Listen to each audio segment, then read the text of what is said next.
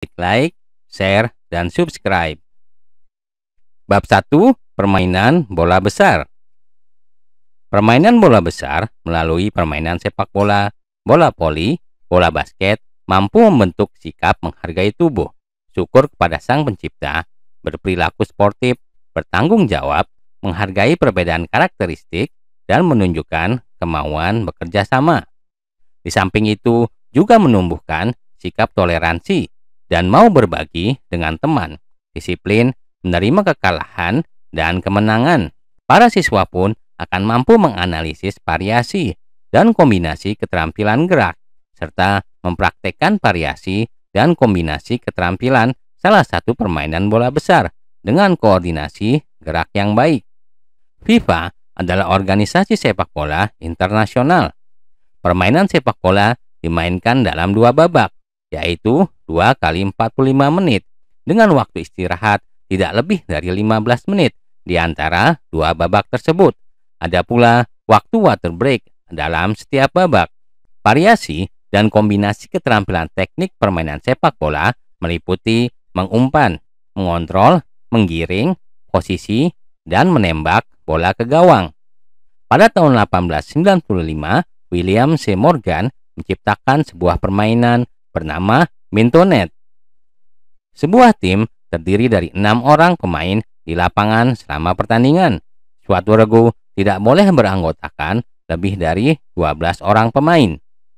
Variasi dan kombinasi keterampilan gerak dasar permainan bola voli mencakup passing bawah, passing atas, servis, dan smash.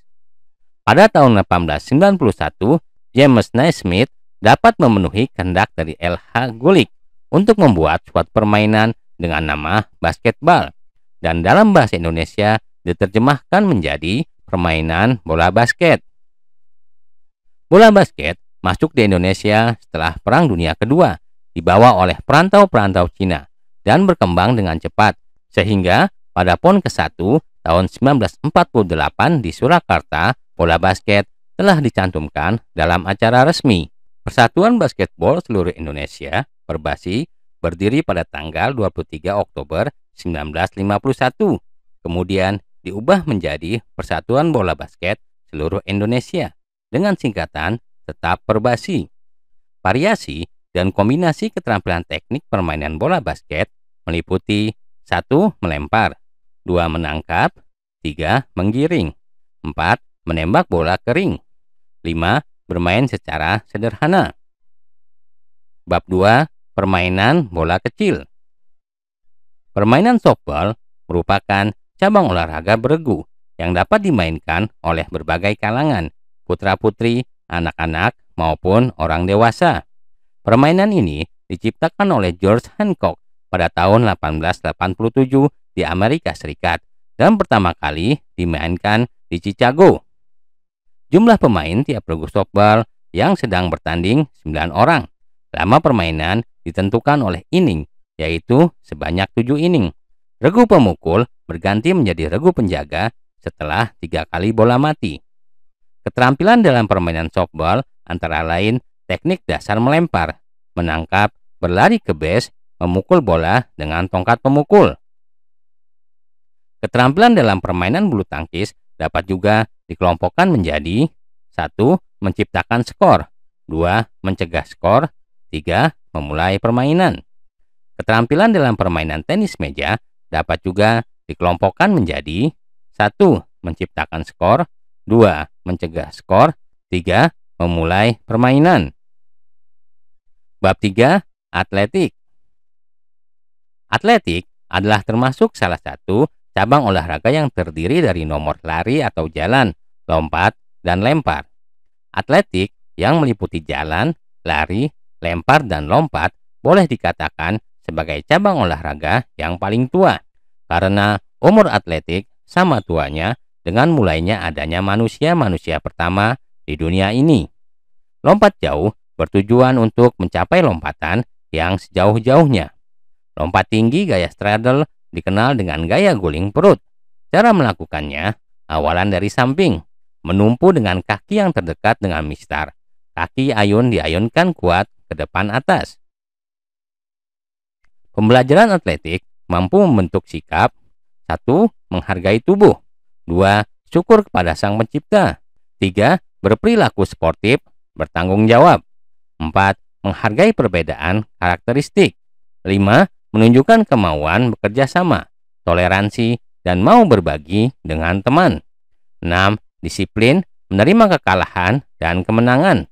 7. Mampu menganalisis variasi dan kombinasi keterampilan gerak. 8. Mempraktekkan variasi dan kombinasi keterampilan salah satu cabang atletik dengan koordinasi gerak yang baik. Bab 4. Bela diri. Olahraga bela diri pencaksilat adalah olahraga asli Indonesia yang kini sudah dipertandingkan di tingkat ASEAN, Asia, dan kejuaraan dunia. Pertandingan pencaksilat mulai dimasukkan dalam acara PON pada PON ke-8 di Jakarta pada tahun 1973. Unsur-unsur yang terdapat dalam pencaksilat adalah: 1. Olahraga. 2. Kesenian. 3. Bela diri. 4. Pendidikan mental kerohanian. 5. Persaudaraan menuju persatuan. Variasi dan kombinasi gerakan memukul, menendang, menangkis, dan mengelak dalam olahraga bela diri pencaksilat. Pembelajaran pencaksilat mampu membentuk sikap: menghargai tubuh, syukur kepada Sang Pencipta, berperilaku sportif, bertanggung jawab, menghargai perbedaan karakteristik, menunjukkan kemauan bekerja sama, toleransi, dan mau berbagi dengan teman. Juga disiplin, menerima kekalahan dan kemenangan, dan mampu menganalisis variasi serta kombinasi keterampilan gerak, mempraktekkan variasi dan kombinasi keterampilan bela diri pencaksilat dengan koordinasi gerak yang baik. Bab 5. Kebugaran jasmani. Kesegaran jasmani dapat diartikan sebagai kemampuan seseorang untuk melakukan suatu pekerjaan tertentu dengan baik tanpa mengalami kelelahan yang berarti. Komponen kebugaran jasmani diantaranya adalah seperti berikut. 1. Kelenturan dalam kemampuan sendi untuk melakukan gerakan secara maksimal. 2. Keseimbangan merupakan kemampuan sikap dan posisi tubuh pada saat tertentu. 3. Kecepatan adalah kemampuan berpindah dari satu tempat ke tempat lain dalam waktu yang singkat. 4. Kelincahan merupakan kemampuan mengubah arah dengan cepat. 5. Kekuatan adalah kemampuan otot dalam melawan tahanan atau beban. Dengan mempelajari kebugaran jasmani, akan mampu membentuk sikap: menghargai tubuh, syukur kepada Sang Pencipta, berperilaku sportif, bertanggung jawab, menghargai perbedaan karakteristik, menunjukkan kemauan bekerja sama, toleransi, dan mau berbagi dengan teman. Juga disiplin, menerima kekalahan dan kemenangan, mampu menganalisis variasi dan kombinasi keterampilan gerak, serta mempraktekkan variasi dan kombinasi latihan kebugaran dan kesehatan jasmani dengan baik. Bab 6. Senam. Senam merupakan terjemahan dari kata bahasa Inggris gimnastik yang berasal dari bahasa Yunani gymnos. Senam dapat diartikan sebagai latihan jasmani yang dilakukan dengan sengaja, disusun secara sistematis, dan dilakukan dengan sadar dengan tujuan tertentu. Pertandingan senam internasional dilakukan di Indonesia untuk pertama kali pada tahun 1963 menjelang diberlangsungkannya Ganevo. Variasi dan kombinasi senam lantai antara lain mencakup lompat kangkang, lompat jongkok. Pembelajaran senam lantai mampu membentuk sikap: menghargai tubuh, syukur kepada Sang Pencipta, berperilaku sportif, bertanggung jawab, menghargai perbedaan karakteristik, menunjukkan kemauan bekerja sama, toleransi, dan mau berbagi dengan teman, disiplin, menerima kekalahan dan kemenangan, serta mampu menganalisis variasi dan kombinasi keterampilan gerak, serta mempraktekkan variasi dan kombinasi gerak senam lantai dengan baik. Bab 7. Gerak ritmik. Senam irama adalah gerakan senam yang dilakukan dengan irama atau musik, atau aktivitas gerak yang dilakukan secara berirama. Senam ritmik sportif adalah senam yang dikembangkan dari senam irama sehingga dapat dipertandingkan. Alat yang digunakan dalam senam ritmik sportif adalah bola, pita, tali, simpai, dan gada. Variasi dan kombinasi gerak ritmik mencakup langkah kaki, ayunan lengan, dan koordinasi. Pembelajaran gerak ritmik mampu membentuk sikap, menghargai tubuh, syukur kepada Sang Pencipta, berperilaku sportif, bertanggung jawab, menghargai perbedaan karakteristik, menunjukkan kemauan bekerja sama, toleransi, dan mau berbagi dengan teman. Juga disiplin, menerima kekalahan dan kemenangan, dan mampu menganalisis variasi dan kombinasi keterampilan gerak, serta mempraktekkan variasi dan kombinasi keterampilan gerak ritmik dengan koordinasi gerak yang baik. Bab 8. Renang. Olahraga renang sudah ada sejak zaman Romawi kuno, sekitar tahun 1837. Olahraga renang mulai dikenal di Inggris. Kolam-kolam renang yang ada di Indonesia pada masa penjajahan antara lain Kolam Renang Cihampelas Bandung dibangun pada tahun 1904. Gaya yang terdapat dalam renang antara lain renang gaya bebas, renang gaya punggung, renang gaya kupu-kupu, renang gaya dada. Pembelajaran renang mampu membentuk sikap siswa, menghargai tubuh, syukur kepada Sang Pencipta, berperilaku sportif, bertanggung jawab, menghargai perbedaan karakteristik, menunjukkan kemauan bekerja sama, toleransi, dan mau berbagi dengan teman. Juga disiplin, menerima kekalahan dan kemenangan, dan mampu menganalisis variasi dan kombinasi keterampilan gerak serta mempraktikannya. Bab 9. Pergaulan sehat. Pergaulan sehat adalah proses interaksi yang dilakukan oleh individu dengan individu atau individu dengan kelompok dengan normal, baik tubuh, jiwa, maupun kehidupan sosialnya. Pergaulan tidak sehat adalah salah satu bentuk perilaku menyimpang yang mana tidak sehat.